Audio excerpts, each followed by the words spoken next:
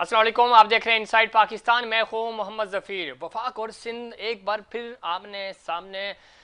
वफाक और सिंध की तरजीहात में कराची क्यों शामिल नहीं? और सिंध हुकूमत वफाक पे इल्ज़ामात लगा रही है। वफाक कह रही है कि 18वीं तरमीम के बाद सिंध के तमाम तर मामला जो हैं वो सिंध हुकूमत ने देखने हैं। सूबे में अगर हम बात करें तो सिंध हुकूमत मसलसल 13 साल से हुकूमत कर रही है, लेकिन ये सूबा और बिलखसूस इस सूबे का कैपिटल कराची जो है वो ज़बू हाली का शिकार है। दुनिया का 7वां बड़ा शहर किसी कच्चे गांव का मंजर पेश कर रहा है। ऐसा क्यों है और क्यों कराची को डेवलप नहीं किया गया? सबसे ज़्यादा रेवेन्यू देने वाला ये शहर सूबे को 95% और वफाक को 60% रेवेन्यू जनरेट करके देता है। उसके बावजूद यहाँ डेवलपमेंट नहीं हो रही। और वफाकी हुकूमत की अगर हम बात करें, उसने वादे किए 162 अरब रुपए के पैकेज का ऐलान हुआ, उसके बाद 1100 अरब रुपए के पैकेज का ऐलान हुआ।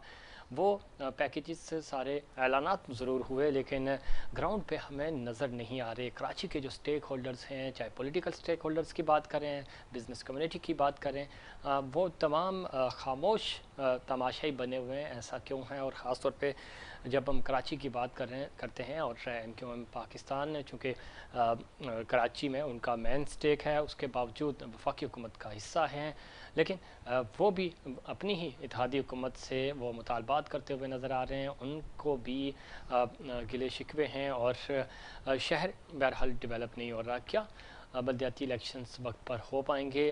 और क्या 2023 से पहले पहले बलदियाती इलेक्शंस होंगे या नहीं? चूँकि सुप्रीम कोर्ट ने बड़ा फ़ैसला देना है। पहले भी सुप्रीम कोर्ट के हुक्म के मुताबिक ही यहाँ बलदियाती इलेक्शंस हुए थे। और नए एडमिनिस्ट्रेटर कराची मुर्तज़ा वहाब क्या कराची को बदल सकेंगे? उन पे भी ज़िम्मेदारियाँ ज़्यादा हैं।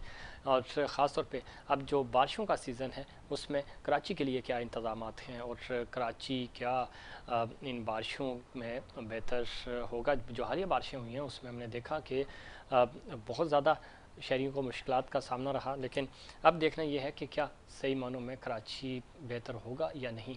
और क्या कराची का वाहिद हल एडमिनिस्ट्रेशन ही है? बलदियाती इलेक्शंस, इमरान खान साहब कहते थे कि मैं यूरोप का बेहतरीन सिस्टम लेकर आऊँगा, लेकिन हमने देखा कि उन्हीं के दौर में बलदियाती जो नुमाइंदे थे और उनको घर भेज दिया गया।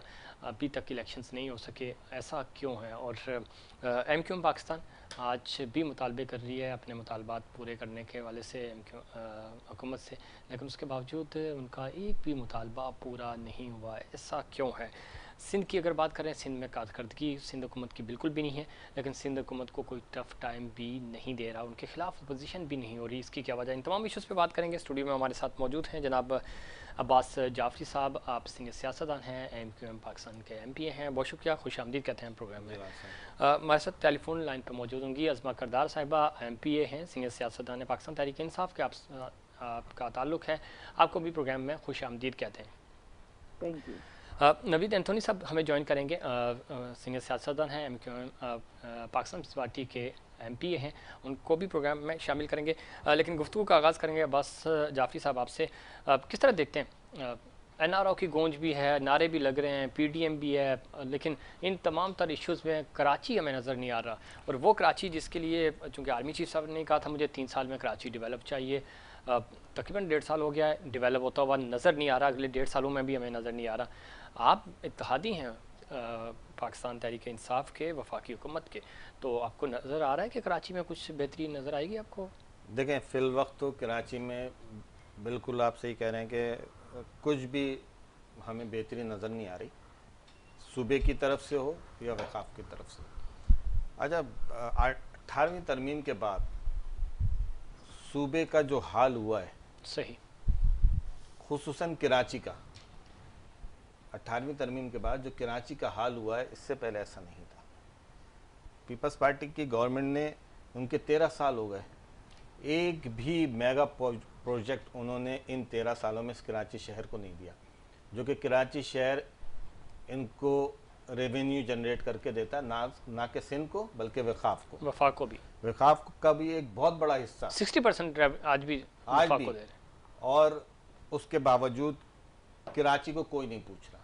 कराची की आवाम ये सवाल करती है। जाहिर सी बात है, देखें, हम कराची के स्टेक होल्डर हैं और हम गली महल्ले में जाते हैं, हम अपनी आवाम से हम डायरेक्ट, आवाम हमसे बिल्कुल ये सवाल करती है कि क्या हो रहा है। तो हम फिर आप वफाकी हुकूमत से सवाल नहीं करते क्या? हमें बिल्कुल तो सवाल आपकी किया हुकूमत हमने। संभाली हुई तो है। आप देख लें, हमारा मुख्तलिफ औक़ात में हमारे डेलीगेशन जाते हैं और वही वादे होते हैं। ठीक। और हमारे तो कन्वीनियर खालिद भाई ने भी ये रिजाइन कह किया दिया था। कि जब तक नहीं, उन्होंने एक और बात कही है ना कि जब मज़ाकरात से टेबल पे बात हल नहीं होगी तो उसका आखिरी हल फिर रोड होता है ना।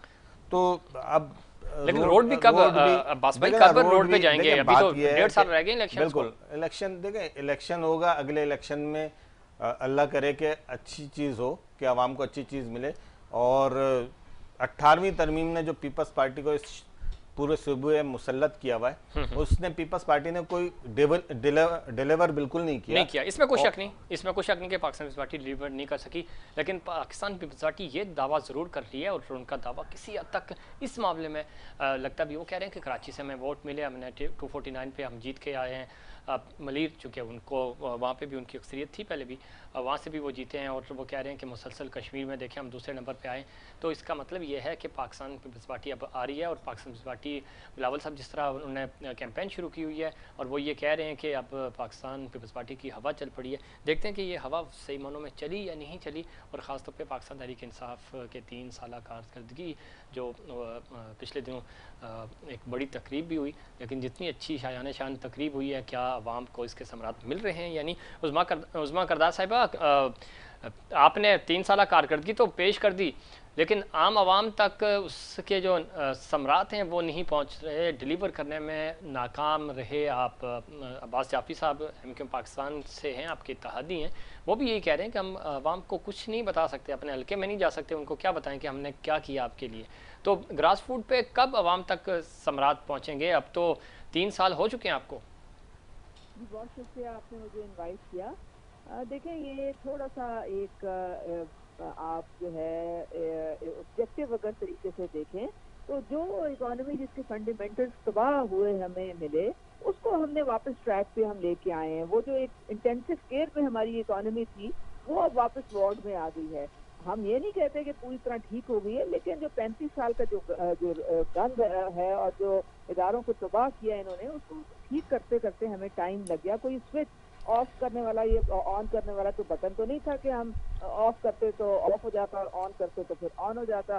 बड़ी हमें जद्दोजहद करनी पड़ी। अब हमारी पॉलिसीज ऐसी हैं कि वो जो मुश्किल वक्त है, जो चैलेंजिंग वक्त है, वो अब अल्लाह के हुक्म से खत्म हो गया। अब तरक्की के आपको 2 साल नजर आएंगे। आप देखें कि जो यानी कि जो हमारा करंट अकाउंट डेफिसिट था वो 20 अरब डॉलर से अब इस वक्त जो है वो सबसे कम 10 साल की शरह पे है, 1.8 पे है, बल्कि पिछले 1 महीने में सरप्लस भी गया है। और फिर आप देखें कि इंसाफ हेल्थ कार्ड जो हैं वो बिला तफरीक, बगैर किसी सियासी तफरीक के तमाम सूबों में लोगों को मिल रहे हैं। पंजाब में तो 35% मिल गए हैं, कराची में भी मिल रहे हैं, बहुत सारे पीपल्स पार्टी के लोगों को मिल रहे हैं, और हम बिल्कुल तफरीक नहीं कर रहे हैं। फिर आप देखें कि जो इस वक्त इंडस्ट्री में बूम आया हुआ है, जो टेक्सटाइल इंडस्ट्री जिसको ये मुर्दा छोड़ते गए थे, वो पूरी फुल कैपेसिटी पे चल रही है। बिल्कुल ठीक है उस्मा करदार साहिबा, जो चीज़ें आप गिनवा रही हैं उनका बराह रास्त आवाम से, आम आवाम से ताल्लुक़ नहीं है। वो बिल्कुल एक स्पेशल क्लास है जो इन तमाम चीज़ों को एंजॉय कर रही है। आप देखें, रोटी आटा, घी, दालें, ये चीज़ें तो नहीं है, आवाम की एक्सेस में नहीं है। आप उनकी तनख्वाह नहीं बढ़ा सके। आम डेली वेजेस वाले जो लोग हैं उनकी नीड पूरी नहीं हो रही, उन तक आप नहीं पहुंच पा रहे। आप जो इस्लाहात की बात कर रही हैं, आप जो चीज़ें गिनवा रही हैं, बहुत अच्छी बात है, इसको अप्रिशिएट भी करते हैं हम। लेकिन आम आवाम अब 3 साल तक, आपने कहा सब्र करें, सब्र कर लिया। आपने कहा हम नए थे, सीख रहे थे, सीख लिया। अब आवाम को ये खुशखबरी तो दे दें, आपका हेल्थ कार्ड बिल्कुल अप्रिशिएट करते हैं हम उसको। इसके अलावा नहीं है ना चीज़ें, खाली हेल्थ से क्या होगा, पेट में कुछ होगा तो आगे बढ़ेगी ना आम आवाम। देखिए, हमने जो मिनिमम वेज है वो 20,000 तक उसको ले आए हैं, और जो वसीला अंदोजी और जो मुनाफाखोरी है उसमें हमने बहुत तरीके से क्रैकडाउन किया हुआ है। हमारे मुल्क में एक माफिया जो है और ये जो थे, ये पूरी तरह ये इन्होंने जड़ें जो है ना वो हमारी जो है बिल्कुल तबाह बर्बाद कर दिया। कोई इनको हमें ठीक करते टाइम लग रहा है। पहली दफा देखे ना, शुगर कमीशन की रिपोर्ट पब्लिक की गई, पहले कभी नहीं की गई। ये सारी चीजें जब खुल के सामने आ रही हैं, और अगर आप देखें कि ब्यूरो ऑफ स्टैटिस्टिक्स अगर 10 चीजों की थोड़ी कीमत बढ़ती है तो 10 चीजों की कम भी होती है। बिल्कुल ठीक है। देखिए मैं ये कह रहा हूँ कि ये वो काम है जिनसे आम आवाम का, मासिस का इससे ताल्लुक नहीं है। ये आप टैक्स अच्छा इकट्ठा कर लेंगे, आप करप्शन ख़त्म कर देंगे, लेकिन आम आवाम तक इसके समरात नहीं पहुंच रहे। उसके लिए आपके पास वो मास्टर प्लान नज़र नहीं आ रहा। इत्तेहादी आपसे नाराज़ हैं, चाहे GDA हो या MQM पाकिस्तान हो। कराची के हवाले से आपने ऐलानात किए, कराची डेवलप नहीं हुआ और ना ही डेवलपमेंट के काम शुरू हो सके। तो इत्तेहादी भी आपके आगे अगर जाएंगे तो वो क्या आवाम से बात करेंगे कि भाई हमने 5 साल में आपके लिए क्या किया? देखिए अभी तो प्राइम मिनिस्टर भी कराची से होके गए हैं और ग्रीन लाइन जो है वो शुरू हो गई है। 11 अरब रुपए जो हैं उसके लिए डिस्बर्स कर दिए गए हैं और इंशाल्लाह ताला ये अगले 2-3 महीने में आपको चलती हुई नजर आएगी ट्रांसपोर्ट। तो देखें, अब आप मुझे ये बताएं ना कि जो NSP अवार्ड है 18वीं तरमीम के बाद सारा जो डेवलपमेंट फंड है वो तो शुरू से चला जाता है। वो बिल्कुल ठीक है, लेकिन 1100 अरब रुपए का पैकेज जो है वो कराची के लिए जो स्पेशली चूंकि प्राइम मिनिस्टर ने अनाउंस किया था उस पर नहीं हो रहा ना काम। वो आहिस्ता आहिस्ता जो है वो पैसा आ रहा है। यहाँ पे आपके जो नालों की सफाइयाँ हैं, सारी आपकी जो ट्रांसपोर्ट है, आपका जो ये सारा निजाम जो है। ठीक है, उसबा आप लाइन पे रहिएगा। मैं बात सबसे भी इस पे पॉइंट ऑफ व्यू है। वो कह रहे हैं हम शुरू कर रहे हैं, अभी 3 साल थे, सीखने में थोड़ा वक्त लगा। कराची को हम डेवलप करेंगे। कराची में हम चूँकि अब बसेस भी चलेंगी दौड़ती हुई आपको नज़र आएंगी और वफाक का जो मियाँ साहब वाला प्रोजेक्ट था उसको कंटिन्यू कर रहे हैं।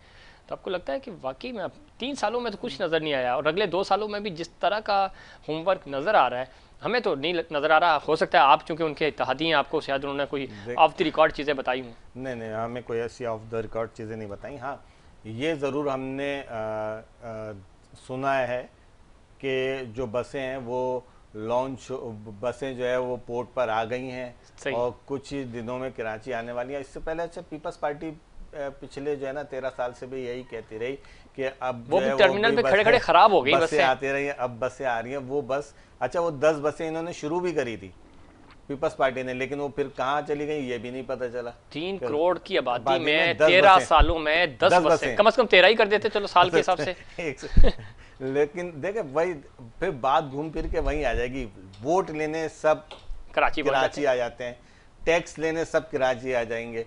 कराची इतना टैक्स दे देगा, कराची पूरे मुल्क को पाल रहा है, सब चीज़ें। लेकिन जब कराची से कोई वादा किया जाए उसको पूरा भी तो किया जाए। कराची की आवाम फिर जो है वो अपना फैसला देगी तो फिर उसमें और अच्छा फिर MQM हम भी लोगों तक जाते हैं, हम भी लोगों को ये बात बताते हैं कि भाई ऐसा हो रहा है, ऐसा नहीं होता, तो ये एक अच्छा साइन नहीं है। फिर लगता है कि अगला जो है अगला कराची ने कभी इनको कराची ने इसीलिए वोट दिया था कि कराची को कुछ देंगे, ये नहीं दिया तो कराची इनको भी वोट नहीं देगा, कराची इनको भी वोट नहीं देगा। उस्मा करदार साहब किस तरह देखती हैं अब चूँकि कराची के साथ नाइंसाफ़ी होती रही है और हो रही है अभी भी। कराची पूरे मुल्क को पाल रहा है और वज़ीर-ए-आज़म इमरान खान कराची बागे जनाब में इलेक्शन से पहले यहाँ खड़े होकर उन्होंने स्पीच की थी। उन्होंने कहा था कराची चलता है तो मुल्क चलता है और कराची जो है वो उनको वज़ीर-ए-आज़म भी बनाया, यहाँ से आपके वफाकी वज़रा भी हैं, प्रेसिडेंट यहाँ से हैं। उसके बावजूद कराची में अभी तक वफाकी हुकूमत एक्टिव नज़र नहीं आई। 6 दौरे किए हैं वज़ीर-ए-आज़म ने कराची के, लेकिन 6 दौरों में एक भी दिन उन्होंने कराची में स्टे नहीं किया। कराची के जो स्टेक होल्डर्स हैं उनकी बातें नहीं सुनी। उन्होंने इसको बेस कैंप बनाना था, नहीं बनाया। तो आप नहीं समझ रहे कि कराची के साथ वफाकी हुकूमत ज़्यादती कर रही है? सिंध तो कर ही रहा था।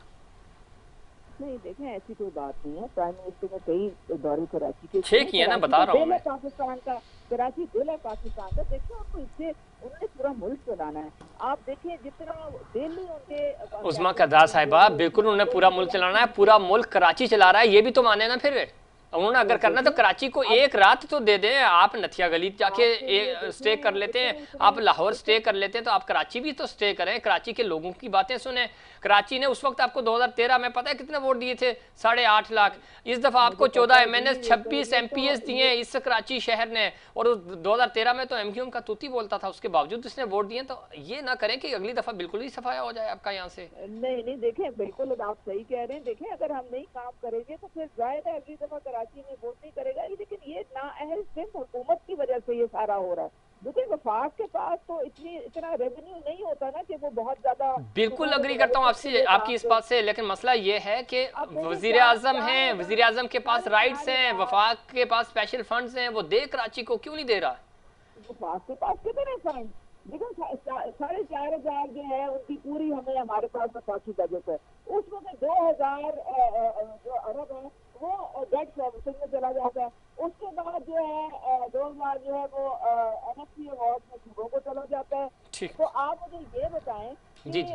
वफाक के पास कहाँ पैसा है? कोई पैसा नहीं है, सारा पैसा सूबों के पास है। एजुकेशन, हेल्थ, क्लीन वाटर, ये सारी चीजें सूबों की हैं, करने वाली है। हम लोग तो देखें एक थोड़ा बहुत हेल्प कर सकते हैं, और जब आते हैं प्राइम मिनिस्टर कोई ना कोई पैकेज अनाउंस करके जाते हैं। चले अल्लाह करे कि ये पैकेज उस पर अमल दरामद भी हो। और ज़ाहिर है वज़ीर आज़म है, वो सिंध के भी वज़ीर आज़म है, गो कि उन्होंने अपनी लास्ट स्पीच में कहा था कि चूँकि सिंध मेरे पास नहीं है तो वज़ीर आज़म को इस तरह की बात नहीं कहनी चाहिए, लेकिन उसके बावजूद वो ज़ाहिर है सिंध के भी वज़ीर आज़म, पूरे पाकिस्तान के वज़ीर आज़म, उनको यहाँ का भी फ़िक्र करनी होगी। और कराची चूँकि ख़ुद वो कह चुके हैं और मानते हैं इस बात को, कराची ने बड़े वोट दिए उनको, तो ख्याल भी करना होगा। उस्मा करदार साहब बहुत शुक्रिया आपका, आपने प्रोग्राम में वक्त दिया। नाज़रीन यहाँ वक्त हुआ एक ब्रेक का, ब्रेक के बाद कराची के हवाले से मज़ीद बात करेंगे, लेकिन उससे पहले कमर्शियल ब्रेक।